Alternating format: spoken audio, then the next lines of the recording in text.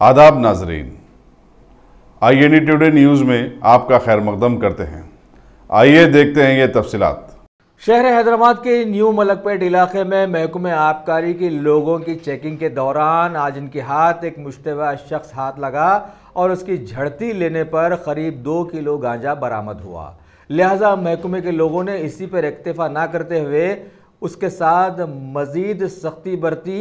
इसके बाद लामहला उस मुश्तबा शख्स को कबूल करना पड़ा कि वो गांजे का व्यापारी है और उसने उन लोगों को ले जाकर शहर को लाए जाने वाले 100 किलोग्राम गांजे का पता बतलाया, जो कि शहर से बाहर एक 4 व्हीलर में रखा गया था, जिसकी मार्केट वैल्यू 10 लाख रुपए बतलाई गई है। वाज़ेह रहे कि असेंबली के इजलास में CM KCR के पुलिस महकमे की तारीफ के ज़िमन में कई MLAs ने अपनी आवाज़ उठाई थी कि माहौल में गड़बड़ियाँ तो चल ही रही हैं, अमन कहाँ है।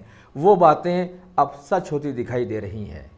अगर आपने हमारे चैनल को सब्सक्राइब नहीं किया है तो आपको यहाँ सब्सक्राइब बटन दिख रहा है, उसे क्लिक करिए और सब्सक्राइब कीजिए और साथ ही साथ बेल आइकॉन को भी क्लिक करिएगा, जिससे कि आपको ताज़ा अपडेट मिलते रहें।